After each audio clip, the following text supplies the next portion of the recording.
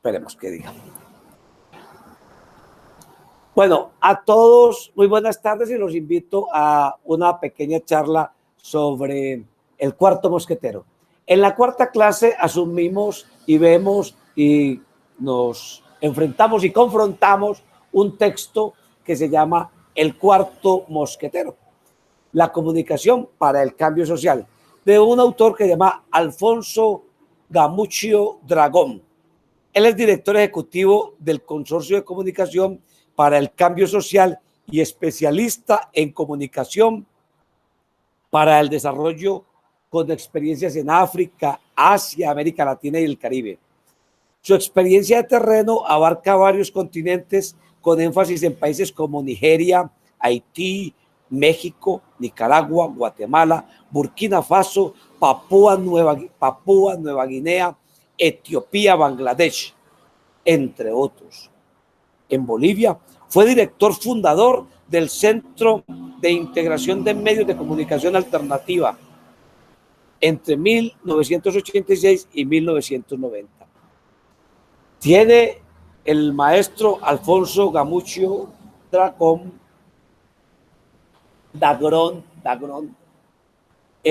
un amplio perfil experiencial que nos da muy buenas garantías. Tiene lo que llamamos títulos y pergaminos. Títulos, los que tiene la gente que va a una escuela, va a otra. Qué linda una niña ahí. Va a una escuela, va a otra. Y las universidades, los institutos les otorgan títulos. Este maestro, aparte de tener títulos, tiene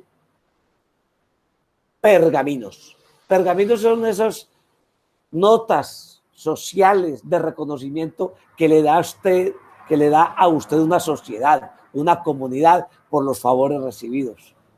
El agradecimiento, tan bello eso. Dicen algo que el agradecimiento es la memoria del corazón.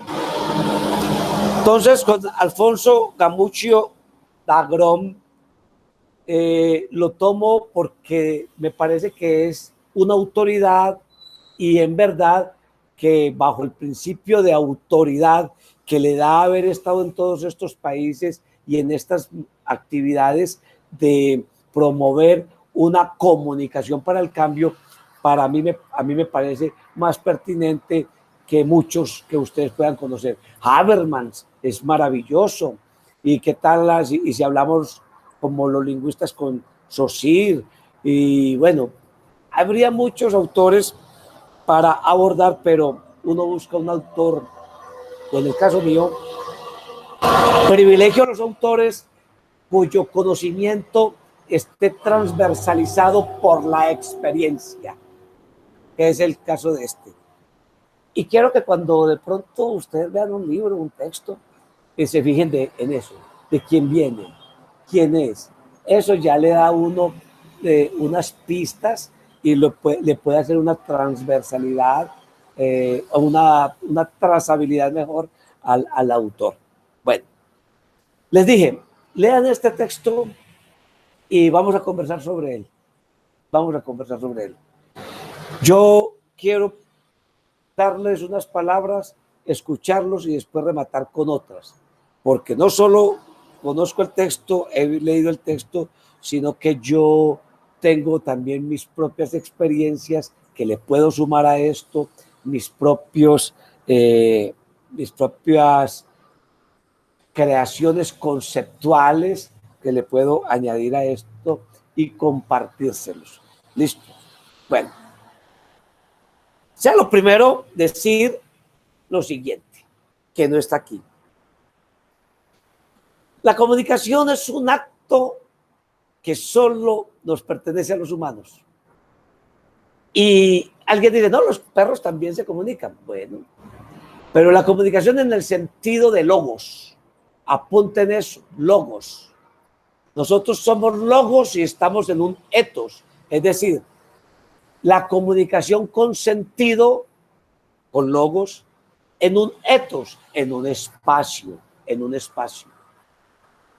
Y comunicación se define como ese acto de entregar a alguien algo que yo tengo.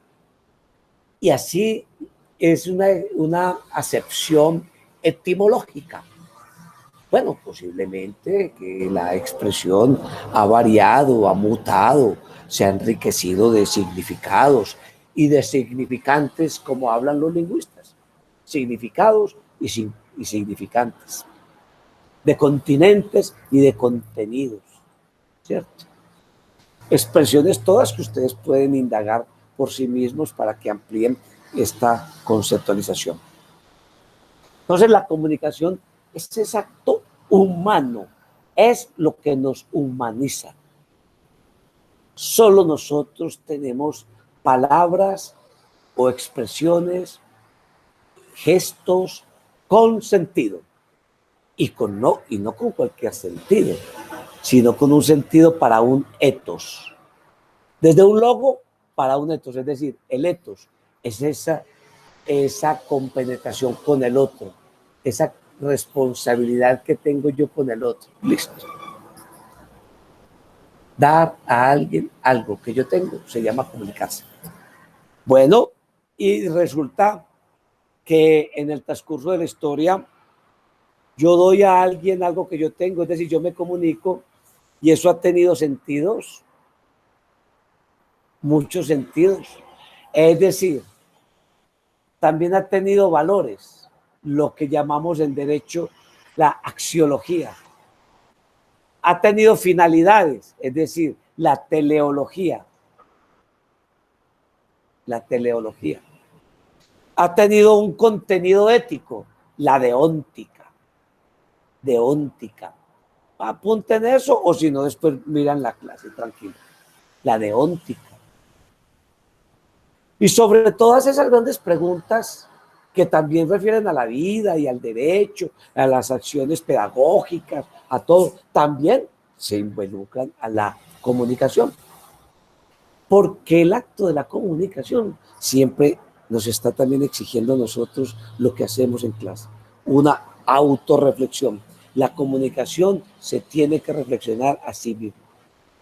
Como es un hacer con sentido en un etos, entonces llama a la ética. Venga, piénsese, venga, reflexiónese. Eso lo hacemos porque ya estamos grandecitos, desarrollados, y es muy posible que los primeros hombres en las sabanas africanas pues no se estuvieran preguntando sobre qué están comunicando, ¿cierto? Solamente lo hacían con un deseo no muy explicado, como los hombres que en las cuevas de Altamira queda en España, que dejan en unas cavernas unas huellas, y eso tenía un sentido, y dibujaron unos bisontes. Es decir, aquí estuvimos nosotros y vimos esto, dejamos nuestra mano aquí. Eso es un acto de comunicación, tiene un sentido, tiene un propósito, una teleología, está llena de valores. Pregunta por el ser, la ontología. Desde el acto de la comunicación está preguntando por el ser. Ya es muy posible que el uno esté con el otro cazando y no esté preguntando mucho por el sentido de lo que se estén comunicando, porque a veces esa comunicación tiene está llamada a cumplir un efecto inmediato, por ejemplo, tan inmediato como la sobrevivencia. Que el uno le haga una ceñita al otro porque ya viene por allí un tigre o un animal fiero, ¿cierto? Cualquier animal fiero. Entonces se comunicó con él. Camine, vea, ni lo piense, papito, porque si lo piensa, no puede correr. Entonces, en ese caso, hay comunicaciones que son muy inmediatas, no requieren de echarles mucho cacumen ni mucha retórica. Pero a medida que la sociedad ha venido avanzando, se ha venido viendo en esa necesidad imperiosa de pensar en su proceso comunicacional. Los griegos lo hicieron. Los sofistas, que estaban en la calle enseñándole a la gente a pensar, era a comunicarse, los sofistas, que después la iglesia tomó la palabra sofista como un engañador. Cuando hicieron una revisión en la Edad Media de todos estos textos clásicos de los griegos, bueno, pueden mirar también esa maravillosa obra de Humberto Eco, El nombre de la rosa, cómo los monjes revisan todos esos textos, encontraron un texto en El nombre de la rosa sobre la risa, y ese libro fue prohibido y lo envenenaron, y entonces sobre eso es que Humberto Eco escribe esa maravillosa obra que es filosófica, policíaca, de amor y desamor, es mística, es maravillosa. Por eso, porque lo que los sofistas hacían era mostrarle a la gente el poder de la palabra, la capacidad de comunicación para desentrañar el mundo. Y eso fue una escuela de muchos años. No existían las universidades. Porque la primera universidad realmente que existió fue una que, como universidad, en Marruecos, la hizo una mujer. La construyó una mujer, después les cuento esa historia. Pero existió sí la primer grupo de estudiosos, tampoco les daban un cartón, no. No existía. Cuando Platón, que fue discípulo de Sócrates, quedó sin su maestro, se fue para la finca. Y en la finca invitó a los muchachos a seguirles enseñando el arte de la comunicación, a seguirles enseñando el arte de la mayéutica, a seguirles enseñando la filosofía de su maestro, en una finca que se llamaba Academus. De ahí que esto se llame academia. Academia viene del nombre de una finca que Platón tenía en Grecia, como a 5 kilómetros de Atenas, que se llamaba Academus. Y entonces ahí iba con los muchachos y les explicaba y conversaban. Y iban caminando, tan caminando que algunos les decían los peripatéticos. Los peripatéticos son los que filosofan mientras van caminando. Eso es muy bonito, eso es muy chévere. Todo eso son procesos de pensar en la comunicación, de pensar en el contenido, la responsabilidad, los rigores del acto comunicativo. Correcto. Después vinieron muchos más a pensar ese acto comunicativo. Entonces hoy, para redondearles este asunto y que empiecen ustedes en un conversatorio bien chévere acá, bien participativo.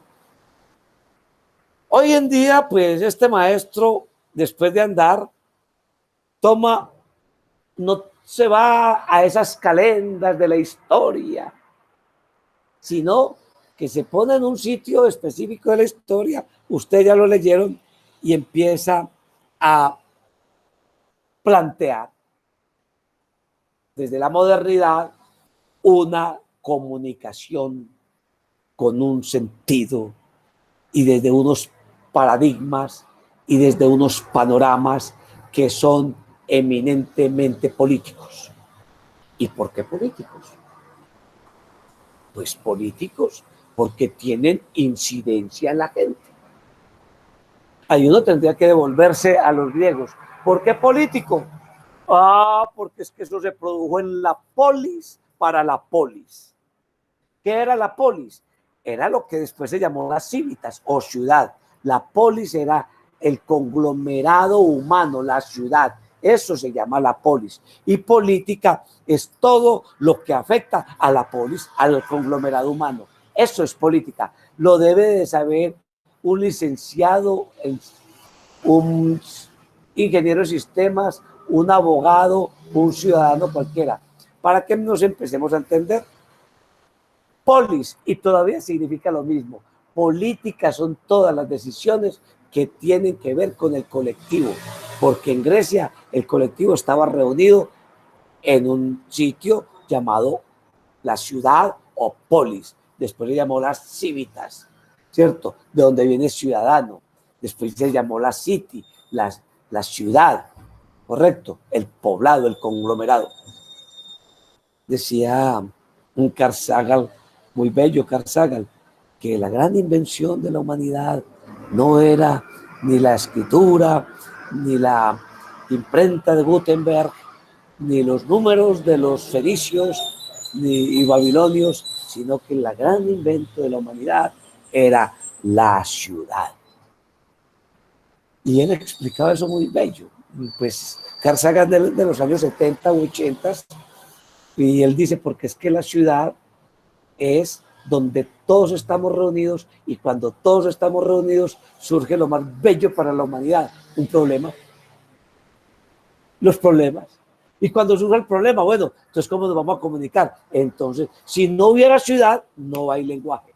Si no hay ciudad, no hay edificaciones. Ah, no, y para que hayan edificaciones, entonces esto hay que meterle matemática, geometría, trigonometría, astrología, astronomía, a ver si esto nos sale.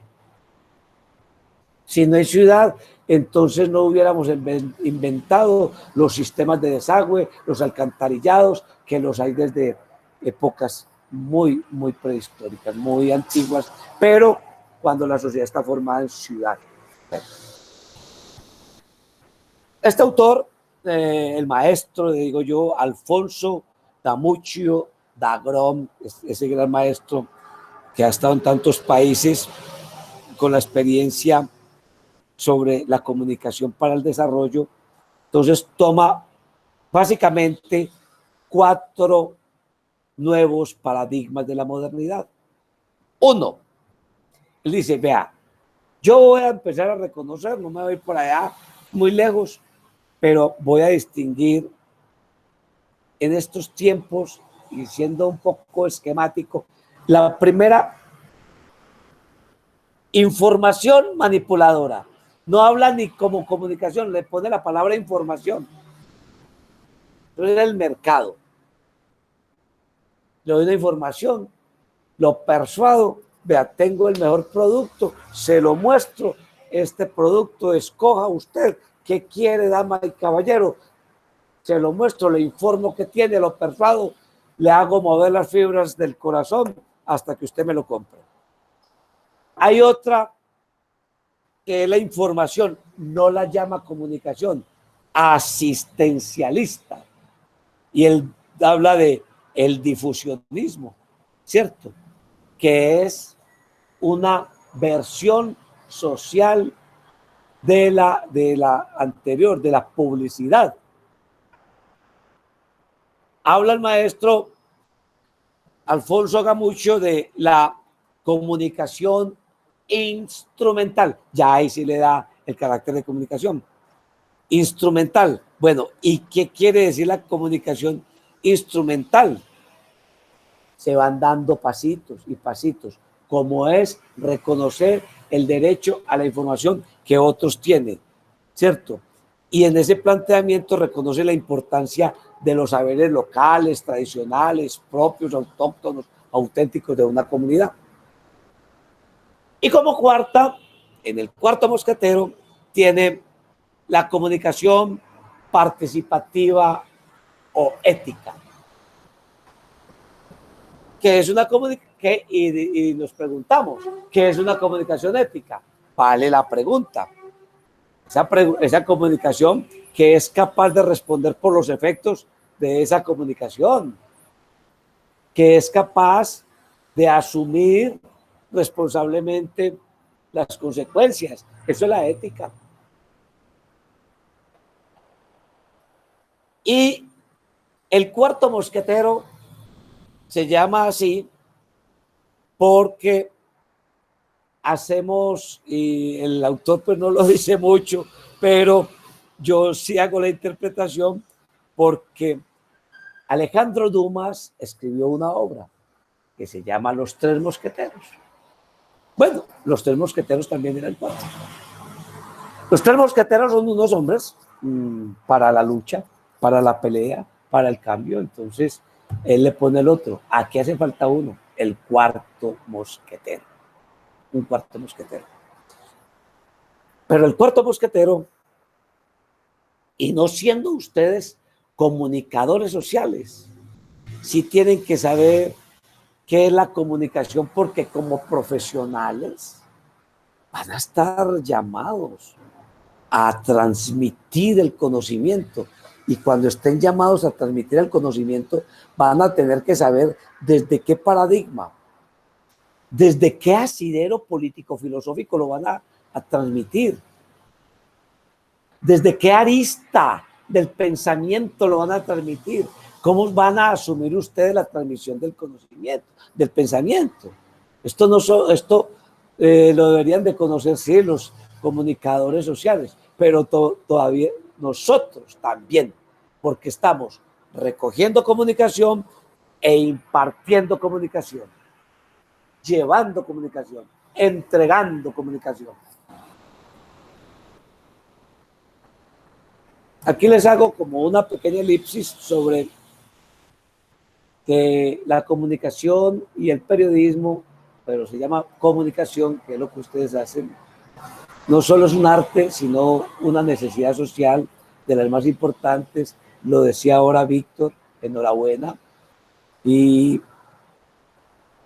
la historia es que cuando estaban en la Revolución Francesa, todos esos intelectuales estaban reunidos y Montesquieu fue el que propuso la vía de la tridivisión del poder contra la monarquía.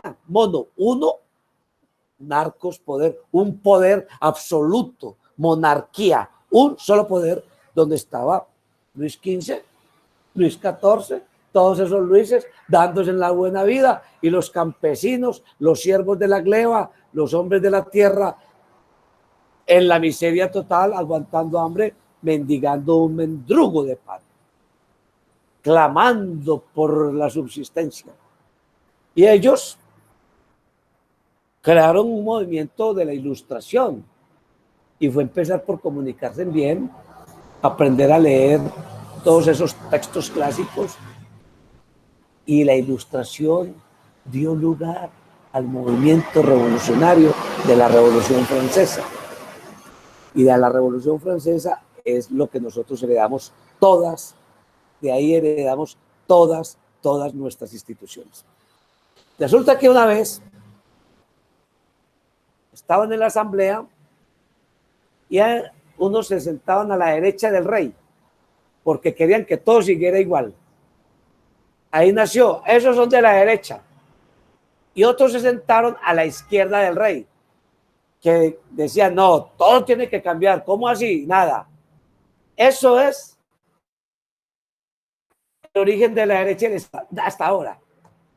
Eso no es comunismo o marxismo, no. Eso viene de la Revolución Francesa, de una anécdota de que los girondinos estaban sentados a la derecha del rey. Y los jacobinos, que eran los que estaban con Juan Jacobo Rousseau, Montesquieu, Danton, Diderot, todos esos pensadores estaban a la izquierda y se habían ilustrado mucho y dijeron, no, esto hay que cambiar. Y resulta, oiga Daniela, que estaban en esas discusiones, todo, eso eran calientes, no es como las discusiones aquí al Congreso, no, eran discusiones tremendas que estaban jugando la vida. Y ¿cómo les parece que había por allá, cuando están hablando de la tridivisión del poder, los poderes son tres? El poder legislativo, que haga las leyes, porque de aquí en adelante esto es un estado de leyes. ¿Y saben cuál fue el logro más grande de esa revolución? Que todos nos hiciéramos no personas, no gente, no éramos gente, sino ciudadanos. Es decir, que podíamos discutir las cosas de la ciudad. Segundo, el segundo era el poder ejecutivo, que ejecuta lo que le manda el Congreso. Eso no es lo que diga el rey, no, es lo que diga la Asamblea y el Congreso, poder ejecutivo. Y el otro es el poder judicial, que es el que muchos de ustedes quieren acceder, el poder judicial. Eso es lo que le damos hasta ahora, eso nadie lo ha modificado. Y entonces resulta, y otro dijo por allá, ¿oíste? Mira, y señaló. ¿Y esos quiénes son? allá estaban los comunicadores dirigidos por un hombre que era muy panfletario que llamaban Marat Sade, Marat. Y entonces le dijeron, esos son el cuarto poder. Entonces, como ya habían nombrado los tres poderes, ¿cierto? ¿Y esos quiénes son? El cuarto poder. Porque ¿cómo les parece que sacaban un panfleto y lo mandaban de París a Lyon, a Burdeos, a quién sabe qué partes, y eso se formaba, pues la revolución se formó. Eso fue una revolución tremenda. Si ustedes estudian grandes hechos de la historia, la Revolución Francesa, la Revolución Francesa. Entonces, esas pequeñas historias para contarles que el cuarto mosquetero también tiene que ver con el cuarto poder. Y la historia del cuarto mosquetero de Alejandro Dumas, porque se hace el símil con la obra, y el cuarto poder por esa pequeña anécdota que les cuento en las asambleas revolucionarias francesas de 1779. Bueno, con esta pequeña introducción, entonces quiero que ustedes aborden este texto, lo enriquezcan, de pronto no lo repitan, sino que lo comentemos de una manera sobria, amable y tranquila.